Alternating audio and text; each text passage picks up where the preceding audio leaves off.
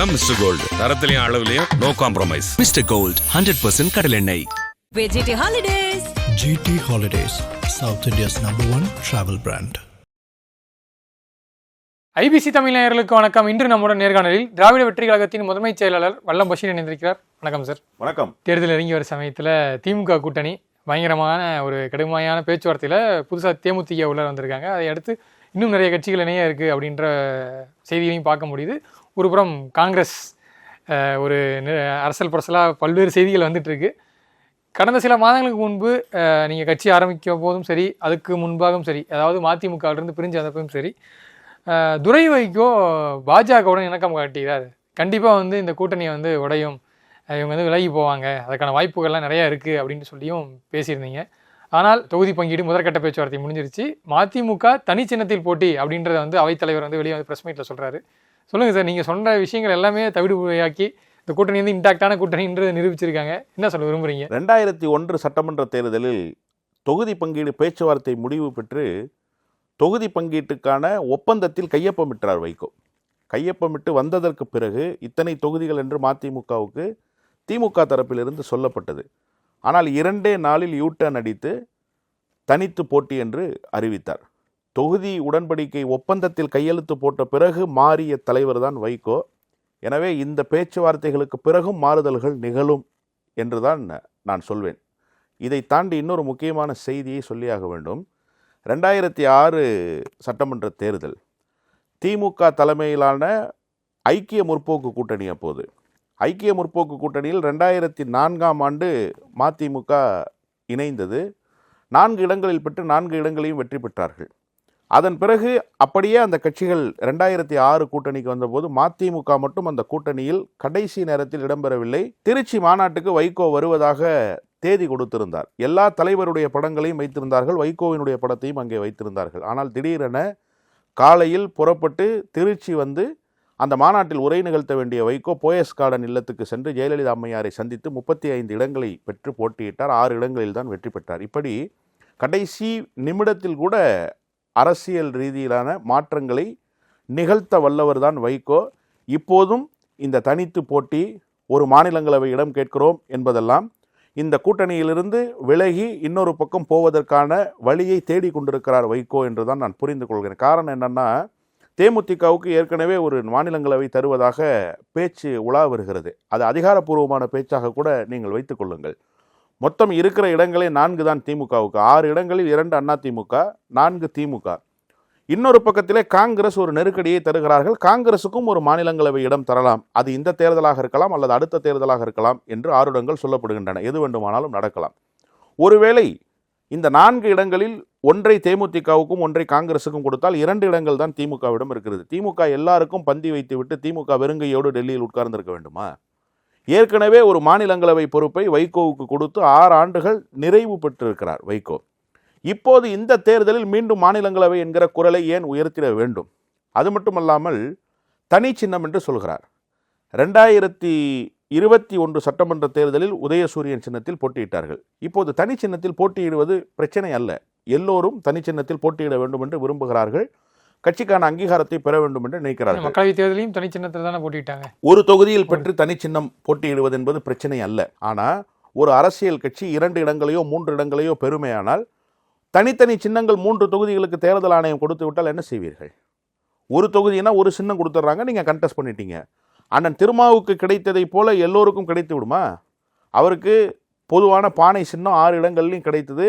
அரக்கோணத்திலையும் நம்ம தோழர் வன்னியரசு அவர்களும் தோல்வியை தழுவினார்கள். மீதி இருக்கிறவங்க வெற்றி பெற்றாங்கன்னு வச்சுக்கோங்க. அது மாதிரி பொதுவான சின்னம் உங்களுக்கு கிடைக்கும்னு என்ன உத்தரவாதம் இருக்குது? அப்போ நீங்கள் உங்கள் சின்னத்தையும் இழந்திருக்கிற நேரத்தில் தனி சின்னம் என்று குரல் உயர்த்துவதும், ஒரு மாநிலங்களவை இடம் கேட்டிருக்கிறோம் என்று சொல்வதும், இதற்கு முன்பு வைகோவினுடைய மகன் பேசுகிற போது கட்சிக்கான அங்கீகாரம் பெற வேண்டும், திருச்சியில் அவர் வச்ச முழக்கமே ஆர்ப்பரிப்போம் அங்கீகாரம் பெறுவோம் அப்படின்ற முழக்கத்தை தான் முன் வச்சார். அங்கீகாரம் பெறுவதில் ஒன்றும் தவறில்லை. எல்லா கட்சிக்கும் அங்கீகாரம் பெற வேண்டும் என்கிற நோக்கம் இருக்குது.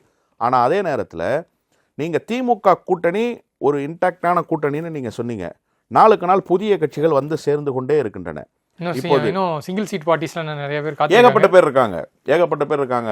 எஸ்டிபிஐ கட்சி வந்து சேரப்போவதாக சொல்றாங்க. கடந்த சட்டப்பேரவை தேர்தலில் எந்த இடத்தையும் பெறாமல் ஆதரவு தந்தார் தமீமுன் அன்சாரி. இந்த முறை அவரும் கூட்டணியில இடம்பெறுகிறார். தனியரசு வராரு, கருணாஸ் வர்றாரு, தனியரசு இருக்கிறாரு. அப்போ நாங்க இடம்பெற போறோம். இப்படி பல கட்சிகள் அதுல இடம்பெறுவதற்கான சாத்தியக்கூறுகள் இருக்கின்றன. வாயில்கள் திறந்து வைத்திருக்கிறது திமுக. நிறைய கட்சிகளோடு பேசி கொண்டிருக்கிறார்கள். அப்போ இந்த மாதிரியான நேரத்தில் நீங்கள் வந்து ஒரு மாநிலங்களவை இடத்தை கொடுங்க அப்படின்னு கேட்குறதும், நாங்கள் தனித்து போட்டியிடுவோம் அப்படின்னு சொல்கிறதும் ஒரு யுத்தத்தை கூட்டணிக்குள் உருவாக்குவதற்கான வேலையைத்தான் துவங்கி இருக்கிறார்கள் என்று தான் நான் புரிந்து கொள்கிறேன். இல்லை சார், இது காங்கிரஸ் இப்போ பண்ணிட்டு இருக்காங்க. ஒருவேளை இது நம்ம இந்த மாதிரி கொடுக்குறது வந்து நம்ம வந்து என்ன சொல்கிறது, இது மூலியமாக ஒரு கூட்டணி இடங்களை வந்து சீட்டை வந்து கொஞ்சம் அதிகரிச்சிக்கலாம், இல்லை ஏதோ ஒரு வகையில் வந்து அனுகூலம் பெறலாம். ஸோ அதற்காக வந்து ஒரு தனிச்சின்னத்தில் போட்டி இப்போ எப்படி அவங்க ஆட்சியில் பங்குன்னு காங்கிரஸ் டிமாண்ட் வைக்கிறாங்க, அதே வகையில் இப்போ அதிமுக வந்து சில டிமாண்ட்ஸ் வைக்கிறது தப்பு இல்லையே? இல்லை, ஆட்சியில் பங்கு என்பது காங்கிரஸ் கட்சியினுடைய குரலா, தனிப்பட்ட காங்கிரஸ்காரர்களினுடைய குரலா, காங்கிரஸ் கட்சியினுடைய குரலா? ராகுல் காந்தி சொன்னாரா ஆட்சியில் பங்குன்னு? சோனியா காந்தி அம்மையார் சொல்லியிருக்காங்களா? அகில இந்திய தலைவர் மல்லிகார்ஜுன கார்கே சொன்னாரா? இங்கே தமிழ்நாடு காங்கிரஸ் கமிட்டி தலைவர் அண்ணன் செல்வ பெருந்தகை சொன்னாரா? சொல்லலை. காங்கிரஸ் கட்சியில் இருக்கிற கதர் சொக்காய்களினுடைய கருத்துக்கள் எல்லாம் காங்கிரஸ் கட்சியினுடைய கருத்தாக மாறிடாது. ஆனால் மதிமுகவினுடைய அதிகாரப்பூர்வமான குழு பேச்சுவார்த்தைக்கு போயிருக்காங்க. அப்போ நீங்கள் அனுப்பிய குழு ஒரு செய்தியை சொல்கிறது என்று சொன்னால் அது அதிகாரப்பூர்வமான கருத்து தானே. அப்போ காங்கிரஸுடைய கருத்தையும் மதிமுகவினுடைய கருத்தையும் நான் ஒன்றாக புரிந்து கொள்ளலை. ரெண்டும் வேறு வேறான கருத்துக்கள். ஒன்று. இன்னொன்று, கூட்டணியில் அதிக இடங்களை பெற வேண்டும் என்பதில் தவறில்லை. ஆனால் கூட்டணியினுடைய சூழலை கருதணும். 234 சட்டமன்ற தொகுதி தான் தமிழ்நாட்டில் இருக்குது. இப்போ திமுக அறுதி பெரும்பான்மையை பெற வேண்டிய கட்டாயம் இருக்கா இல்லையா? குறைந்தபட்சம் 135 140 இடங்களில் வெற்றி பெற்றால்தான் திமுக வலிமையான சக்தியாக அதிகாரத்தை கொண்டு செலுத்த முடியும், ஆட்சி அதிகாரத்தை 5 ஆண்டுகள் தக்க வைக்க முடியும். அப்போ திமுக எத்தனை இடங்களில் போட்டியிடணும்? காங்கிரஸ் கடந்த முறை 25 இடங்கள், இந்த முறை கூடுதலாக கேட்குறாங்க, 25 வைத்துக் கொள்ளுங்கள். கடந்த முறை 6 இடங்களில் போட்டியிட்டு 4 இடங்களில் வெற்றி பெற்று கட்சிக்கான அங்கீகாரத்தை தக்க வைத்திருக்கிறார் அண்ணன் திருமா. அவருடைய கட்டமைப்பை பலப்படுத்தி இருக்கிறார். அவர் கூடுதலான இடங்களை கேட்கிறார். மார்க்சிஸ்ட் கம்யூனிஸ்ட் கட்சி, இந்திய கம்யூனிஸ்ட் கட்சி முதல் கட்ட பேச்சுவார்த்தையிலேயே முஸ்லீம் லீக்குக்கு என்ன சொல்லியிருக்காங்க? மரியாதைக்குரிய பேராசிரியர் காதர் மைதீன் வந்து தெளிவாக சொல்கிறாரு, 3 இடங்கள் கொடுத்தார்கள் 2021. 3 இடங்களின் தோல்வியை தழுவணும். இந்த முறை கூட்டணி விரிவுபடுத்தப்பட்டிருக்கு, புதிய கட்சிகள் வந்திருக்கு, அதனால் ஒரு சீட்டை தாரை வார்த்து தரணும்னு சொல்லி கேட்டாங்க. இதுதான் முதல் கட்ட பேச்சுவார்த்தையில் நிறைவு பெற்றிருக்குன்னு சொன்னாங்க. இப்போ முஸ்லீம் லீக் தொடர்ந்து திராவிட முன்னேற்ற கழகத்தோடு கூட்டணியில் இருக்கக்கூடிய கட்சி. நீங்கள் புதுசாக தான் போனீங்க ஆர்கே நகர் இடைத்தேர்தலில். அப்போ நீங்கள் கூட்டணியினுடைய குரலை இன்னும் சிறுமைப்படுத்துகிற விதமாக, கூட்டணியினுடைய வலிமையை குறைக்கிற விதமாக கூடுதலான இடங்கள் கேட்கிறது ஒரு உள்நோக்கம் கொண்ட கருத்து தான். முதல்ல நீங்கள் அதுக்கு தகுதியுடையவர்களாக இருக்கிறீங்களான்னு பார்க்கணும். அண்ணன் திருமா 2 இடங்களில் போட்டியிட்டு 2 நாடாளுமன்ற உறுப்பினர் வச்சிருக்காரு. நீங்கள் ஒரு நாடாளுமன்ற உறுப்பினர் தான் வச்சிருக்கீங்க. அதே போல 4 இடங்களில் வெற்றி பெற்றது அவர்களுடைய தனி சின்னம், விசிகாவினுடைய சட்டமன்ற உறுப்பினர்கள். உங்கள் சட்டமன்ற உறுப்பினர் யார் சார்? திமுக சின்னத்தில் வெற்றி பெற்ற சட்டமன்ற உறுப்பினர்கள் இல்லையா? இன்னொரு முக்கியமான செய்தி, நாடாளுமன்ற தேர்தலை கணக்கில் கொண்டு தானே உங்களுக்கு சட்டப்பேரவை இடங்கள் கொடுக்கணும். மார்க்சிஸ்ட் கம்யூனிஸ்டுக்கு 6 இடம் சார், 2 நாடாளுமன்ற தொகுதி. 2 நாடாளுமன்ற தொகுதிக்கு 14 இடங்கள் இல்லையா? அப்போ அந்த 14 இடத்தை கணக்கில் கொண்டு பாதியாக 6 கொடுக்குறாங்க. விடுதலை சிறுத்தைக்கு 2 இடம், 14 தொகுதி, அதை கணக்கில் கொண்டு 6 7 கொடுக்க போகிறாங்க. முஸ்லீம் லீக்குக்கு 1 தான் கொடுத்தாங்க, மதிமுகவுக்கு 1 தான் கொடுத்தாங்க. முஸ்லீம் லீக்குக்கு 2 தான்னா மதிமுகவுக்கு மட்டும் எப்படி கூடுதலான இடங்கள் கொடுப்பாங்க?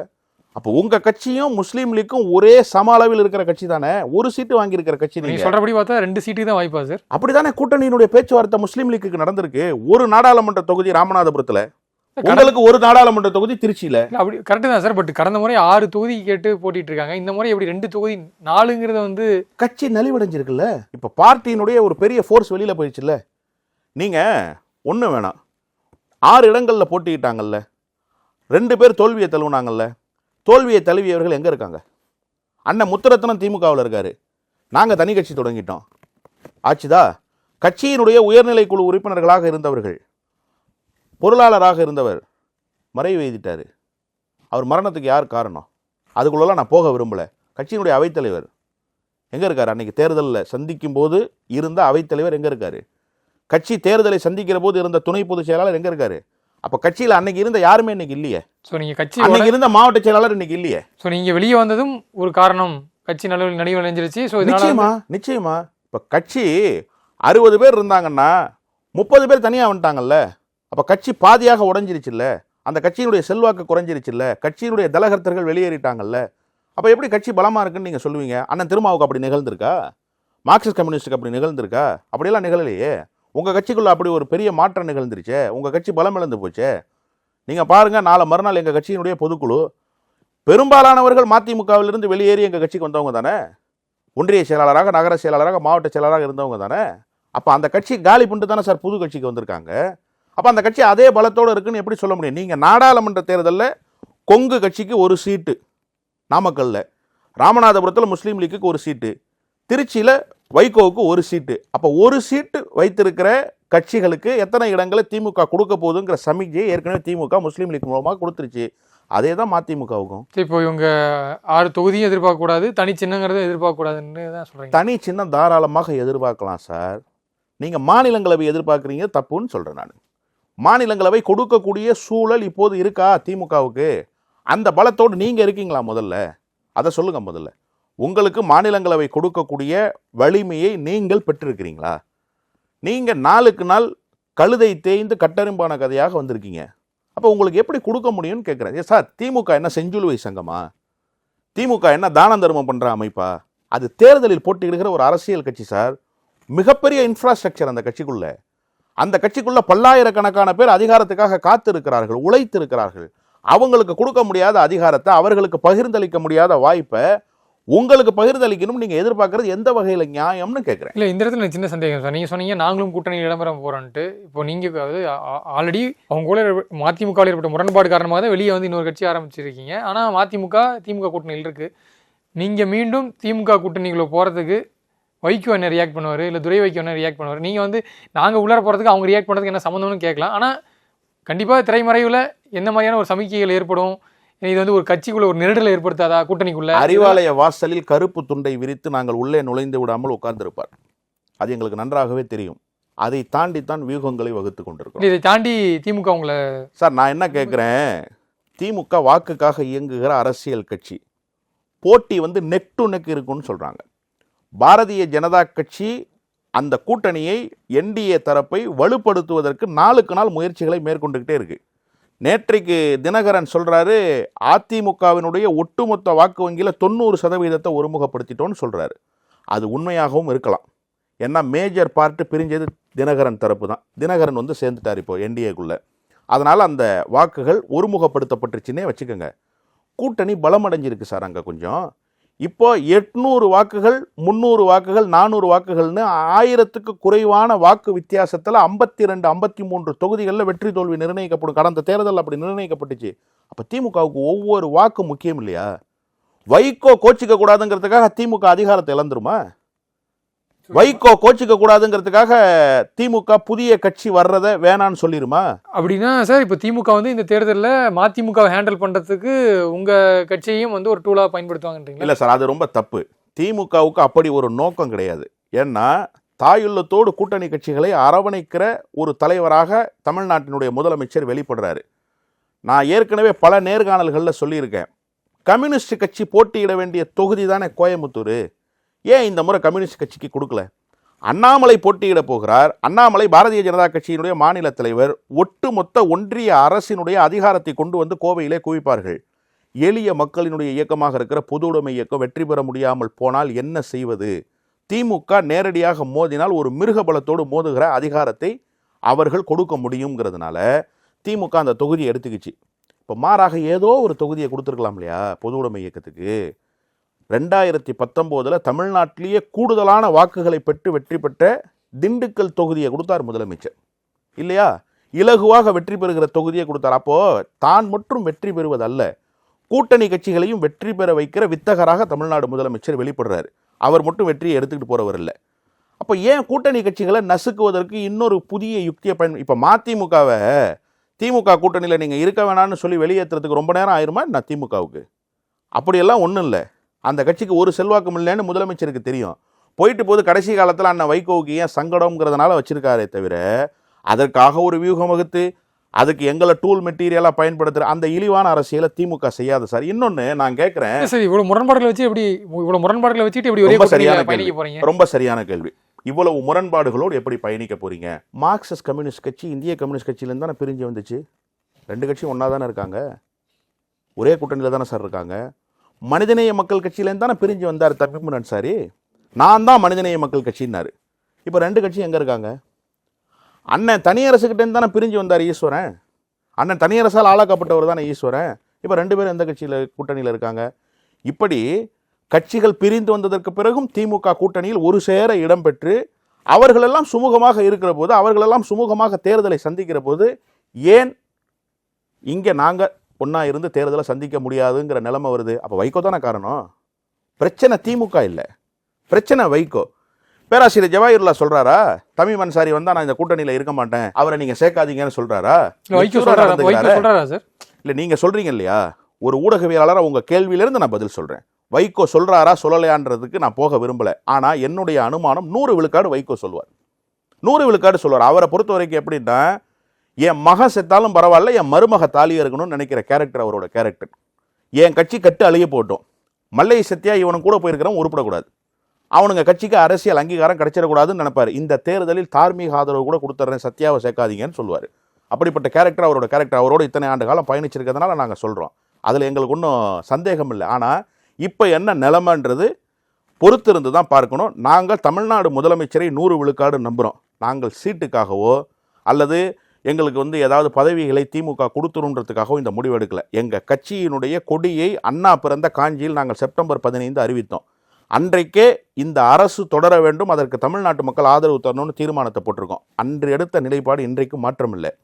இப்போ கூட பொதுக்குழுவில் நம்முடைய அரசியல் பயணம், தேர்தல் பயணம் எப்படி இருக்க போதுன்னு தான் நாங்கள் ஆலோசனையை மேற்கொள்கிறோமே தவிர எந்த கூட்டணிக்கு போகணுன்ற ஆலோசனையை நாங்கள் மேற்கொள்ளல. நாங்கள் உறுதியாக திமுக தலைமையிலான அணி மீண்டும் வெல்லணும், திராவிட மாடல் நாயகர் அண்ணன் முதலமைச்சர் அவர்கள் மீண்டும் அரியணை ஏறணுன்றதுல ரொம்ப உறுதியாக இருக்கும். எங்களுக்கு எந்த விதமான கருத்து முரண்களும் இல்லை, எந்த விதமான மாற்று கருத்தும் இல்லை. எங்களுடைய எண்ணத்தை நாங்கள் முதலமைச்சர்கிட்ட சொல்லிட்டோம், எங்களுடைய எண்ணத்தை நாங்கள் வெளிப்படையாக தமிழ்நாட்டு மக்கள்கிட்ட பந்தி வச்சுட்டோம். இனி முடிவெடுக்க வேண்டியது முதலமைச்சர் தான். வைகோவுக்காக எங்களை இழக்கிறதுக்கு முதலமைச்சர் முடிவெடுப்பாரா அப்படின்னா அப்படி எடுக்க மாட்டார்னு நான் உறுதியாக நம்புகிறேன். சரி, இன்னொரு புறம் காங்கிரஸ் கூட்டணியில் இருக்கக்கூடிய ஒரு பெரிய கட்சி. காங்கிரஸ் ஒரு போக்கு காட்டிகிட்டே இருக்காங்க. இன்னும் என்ன தொகுதி உடன்படிக்கை ஏற்படலை. தொடர்ச்சியாக செய்திகளை பார்க்க முடியுது. இன்னொரு புறம் ஒரு டீம் தாவிக்க கூட கூட்டணி வச்ச அது மும்முரமாக நடந்துட்டு இருக்கு அப்படின்ற செய்திகளையும் பார்க்க முடியுது. ராகுல் காந்தி இப்போது தமிழ்நாட்டுக்கு வராரு. ஒருவேளை காங்கிரஸ் திமுக கூட்டணியிலிருந்து வெளியேறினா நீங்கள் நினைக்கிற மாதிரி எல்லா கட்சிகளுக்கும் கூடுதல் இடங்கள் கிடைக்கிறதுக்கான வாய்ப்புகள் இருக்குது அப்படின்ற ஒரு பேச்சும் அடிபட்டு இருக்கு. என்ன நினைக்கிறீங்க சார்? இல்லை, இது ஒரு தவறான பேச்சு. காங்கிரஸ் கட்சியையும் உள்ளடக்கிய கூட்டணி தான் தமிழ்நாட்டில் வெற்றி பெற வேண்டும்ன்றது தான் ஜனநாயகத்தை நேசிக்கக்கூடிய கருத்தியலாளர்களுடைய எண்ணம். திமுகவே அதை தான் நினைக்கும். ஏன்னா மிருகபலத்தோடு பாரதிய ஜனதா கட்சி கோலோச்சி கொண்டிருக்கிற போது பாரதிய ஜனதா கட்சியை, அதனுடைய மதவாத சிந்தனையை வீழ்த்த வேண்டும் என்று சொன்னால் அதற்கு காங்கிரஸ் வலிமையாக இருக்கணும்னு தமிழ்நாட்டு முதலமைச்சர் கருதுறாரு. அதனால தான் 2019 காங்கிரஸ் கட்சி அறிவிக்கலை யார் பிரதமர் வேட்பாளர்னு. இந்த தலைநகர் சென்னையில் தான் தமிழ்நாட்டினுடைய முதலமைச்சர், அன்றைய எதிர்க்கட்சி தலைவர் தான் அறிவித்தார் எங்களுடைய பிரதமர் வேட்பாளர். யாரை வச்சுக்கிட்டு? மார்க்சிஸ்ட் கம்யூனிஸ்ட் கட்சியினுடைய கேரள முதலமைச்சர் பினராயி விஜயனை வச்சுக்கிட்டு அறிவித்தார். அப்போது முதலமைச்சர்கிட்ட அந்த தெளிவு இருக்குது. அந்த எண்ணம் தான் ஒட்டுமொத்த கூட்டணி கட்சிகளுக்கும், ஒட்டுமொத்த திராவிட இயக்கத்துக்கும், ஒட்டுமொத்த தமிழ்நாட்டு மக்களுக்கும். காங்கிரஸும் அதை தான் சார் நினைக்குது. காங்கிரஸ் வெளியே போயிடணும், அந்த சீட்டை பகிர்ந்து இன்னொரு கட்சிகளுக்கு கொடுத்துடணும்ன்றது இல்லை. காங்கிரஸும் இங்கே வலிமையாக இருக்கணும். காங்கிரஸும் தேவைப்படுகிற சக்தி தான். ஆனால் நடக்கிறத பார்த்தா அப்படி பார்க்க முடியல சார். அதுதான் அது என்னன்னா, காங்கிரஸ் கட்சிக்குள் சில கலக குரல்கள் மூண்டு இருக்கிறது. இது காங்கிரஸ் கட்சிக்குள்ள காலங்காலமாக இருக்கிற பிரச்சனை தான். 2006 மைனாரிட்டி திமுக அரசுன்னு அந்த அம்மா சொன்னிச்சா, அந்த அம்மா ஒவ்வொரு முறை மைனாரிட்டி திமுக அரசுன்னு அறிக்கை கொடுக்கும் போதெல்லாம், எங்களுடைய அதிகாரத்தில் நீங்கள் பகிர்ந்து கொள்கிறீர்கள் டெல்லியில், ஒன்றியத்தில், உங்கள் அதிகாரத்தை நாங்கள் ஏன் பகிர்ந்து கூடாதுன்னு இங்கே அண்ணன் EVK இளங்கோவன் அறிக்கை விடுவார். இது எப்போதுமே காங்கிரஸ் கட்சியில் குட்டிகளாட்டா பண்ணுறதுக்குன்னு ஒரு குரூப் இருக்கும். நீங்கள் காங்கிரஸ் கட்சியினுடைய தலைமை அலுவலகம் சத்தியமூர்த்தி பவனுக்கு போனீங்கன்னா தினந்தோறும் ஒரு கதறி சொக்காயை கிழிச்சு தொங்க போட்டிருப்பாங்க. இது காங்கிரஸ் கட்சியில் வளமையாக நடக்கிறது தான். ஆனால் நான் என்ன சொல்கிறேன்னா, காங்கிரஸ் கட்சியினுடைய அதிகாரப்பூர்வ தலைமையார், நான் முன்னாடியே உங்கள் கேள்விக்கு சொல்லும் போது சொன்னேன், அகில இந்திய காங்கிரஸ் கமிட்டி தலைவர் மல்லிகார்ஜுன கார்கேவினுடைய கருத்தை தான் நீங்கள் காங்கிரஸ் கருத்தாக எடுத்துக்கணும். ஆனால் மேலிட பொறுப்பாளர்கள் வராங்க, அவங்க சில ஊடகங்களுக்கு பேட்டி கொடுக்குறாங்க. அதில் சொல்கிறாங்க ஆட்சியில் பங்குகிட்ட யார் தான் விரும்ப மாட்டாங்க, கண்டிப்பாக அடுத்த கட்ட வளர்ச்சி நோக்கி நாங்கள் போதானே செய்வோன்றாங்க. தாவேக்கே என் கூட கூட்டணி வைக்க விரும்புதுன்ற மாதிரியான சொல்கிறாரு. ஒரு மேலிட பொறுப்பாளராக கூட்டணி பேச்சுவார்த்தைக்கு அஃபிஷியலாக அனௌன்ஸ் பண்ணவர் பேசுகிறாருன்னா அப்போ நம்ம அதை எப்படி கடந்து போக முடியும் சார்? காங்கிரஸ் கட்சியினுடைய மேலிட பொறுப்பாளர் சொன்னாருன்றீங்க இல்லையா? காங்கிரஸ் கட்சியினுடைய அகில இந்திய பொதுச் செயலாளர் KC வேணுகோபால் 2 நாளைக்கு முன்னாடி வந்து போனார். ஏன் அவர் சொல்லலை? அவர் சொல்லலாம் தானே, ஏன் அவர் சொல்லலை? அப்போ காங்கிரஸ் கட்சி யதார்த்தத்தை உணர்ந்திருக்கு. ஆனால் காங்கிரஸ் மீது ஒரு குற்றச்சாட்டு இப்போதும் இருக்குது. நானும் அந்த குற்றச்சாட்டை வைக்கிறேன். ஒரு பக்கம் நீங்கள் ஒரு ட்ராக் ஓட்டி பார்க்குறீங்களா? திமுக என்ன செய்யுதுன்னு நாடி பிடிச்சி பார்க்குறீங்களா? அது ஒரு தவறான முன்னுதாரணம். காங்கிரஸ் அதை செய்யக்கூடாது. ராகுல் காந்தி மரியாதைக்குரிய மாணிக்கம் தாகூரையும் இன்னொரு புரோக்கர் ஒருத்தர் காங்கிரஸ் பேரால் இங்கே சுற்றிக்கிட்டு இருக்கார். என்னுடைய அரசியல் நாகரிகத்தில், என்னுடைய அரசியல் பாரம்பரியத்தில் அவர் பேரெல்லாம் சொல்லி என்ன நான் இழிவாக்கிக்க விரும்பலை. அவர் ஒரு பொலிட்டிக்கல் பிம்புன்னு நினைக்கிறேன் நான். அப்போ அவர் என்ன சொல்கிறாரு, விஜயோடு நான் அகில இந்திய தலைமை சொல்லி தான் பேசிட்டு வந்தேன்னு சொன்னார்.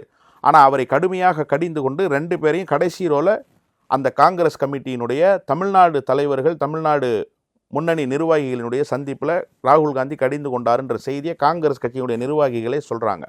அப்போது ராகுல் காந்தி அந்த விஷயத்தில் கன்சர்னாக இருக்கார். ஏன் அகில இந்திய தலைமை நடவடிக்கை எடுக்க மாட்டேங்குது? அகில இந்திய தலைமை இதுக்கு ஒரு முடிவு எடுக்கணுமா இல்லையா? வாய்ப்பூட்டு போடணுமா இல்லையா? சொல்லிட்டாங்களே சார், அந்த மீட்டிங்லேயே மல்லிகார்ஜுன யாரும் சொல்ல வேணாம், புதுதில்லியில் யாரும் கூட்டணி பற்றி கருத்து தெரிவிக்கணும்னு சொல்லிட்டாரு. இங்கே செல்வ பெருந்தகையும் ஏர்போர்ட்டில் அதே அந்த செய்தியை சொல்லிட்டாரு. ஆனால் அதுக்கு அதன் பிறகுமே அங்கங்கே குரல்கள் இருந்துட்டு தானே இருக்குது. அது என்னன்னா, காங்கிரஸ் கட்சி எப்போதும் ஒரு தரிகட்டு ஓடுகிற லாரி மாதிரி. தண்ணி லாரி பிரேக் பிடிக்காமல் போனால் எப்படி? அது 4 பொதுமக்கள் மேலே மோதி அவர்களை சாவடிக்கும் இல்லையா? அது மாதிரி தமிழ்நாட்டினுடைய கூட்டணி மாண்பை சாகடிக்கிற வேலையை காங்கிரஸ் கட்சியினுடைய சிலர் செய்கிறாங்க. நீங்கள் சொன்ன அந்த உத்தரவை போட்டதற்கு பிறகு தான் மாணிக்கம் தாகூர் மதுரையில் ஒரு தொகுதி தான் எங்களுடைய இலக்கு, நான் பெரியவர் கார்கேட்டை சொல்லிட்டேன்னாரு.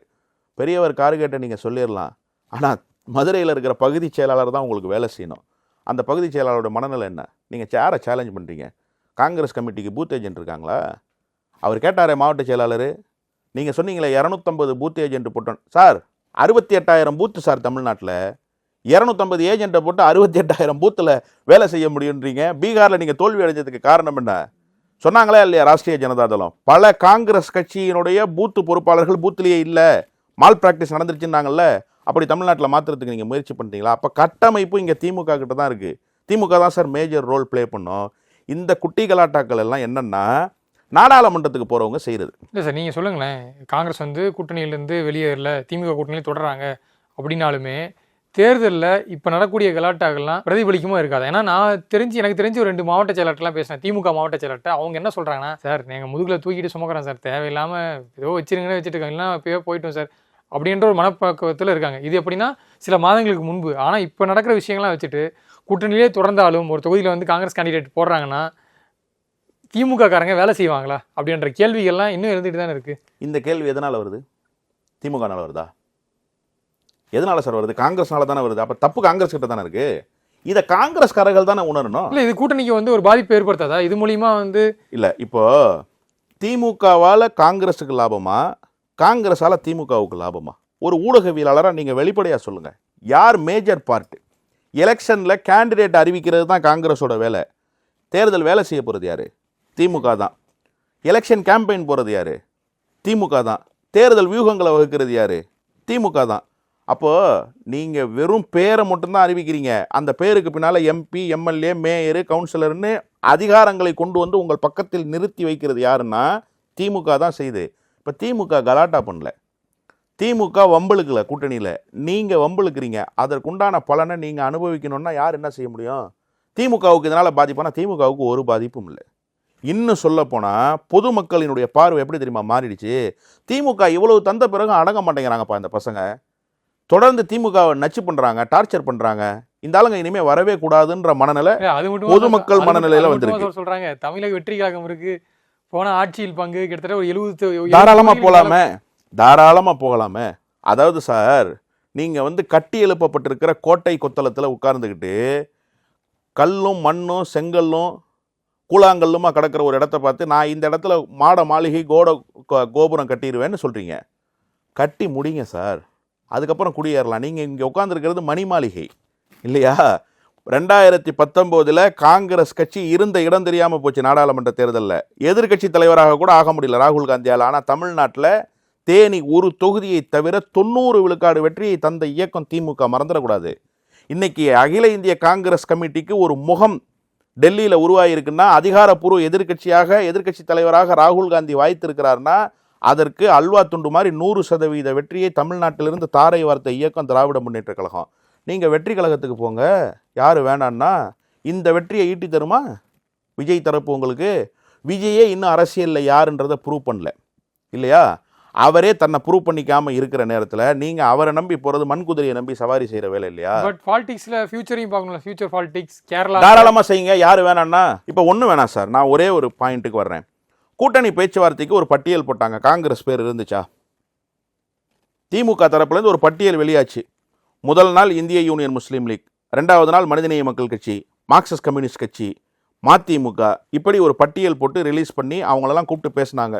காங்கிரஸை கூப்பிடல. ஏன் கேசி வேணுகோபால் தலைமையில் ஓடுறீங்க முதலமைச்சரை பார்க்குறதுக்கு? போக வேண்டியதானே வெற்றி கழகத்துக்கு.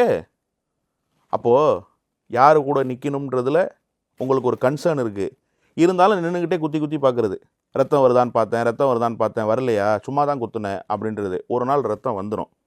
அது திமுகவுக்கு பாதிப்பாக இருக்காது, காங்கிரஸ் கட்சிக்கு தான் பாதிப்பாக இருக்கும். கண்டிப்பாக சார், பொறுத்திருந்து பார்க்கலாம். ஒரு பக்கம் மதிமுக கூட்டணியில் இருக்கும் போதே இப்போ நீங்களும் கூட்டணியில் இணைய போகிறீங்க. இன்னொரு பக்கம் காங்கிரஸ் நடக்கக்கூடிய அந்த குளறுபடிகள் கண்டிப்பாக பொறுத்திருந்து பார்க்கலாம். எல்லாத்துக்கும் தீர்வு என்னன்ட்டு நேரம் ஒதுக்கி நிறைய தகவலை பார்த்துட்டீங்க. நேரத்திற்கு நன்றி.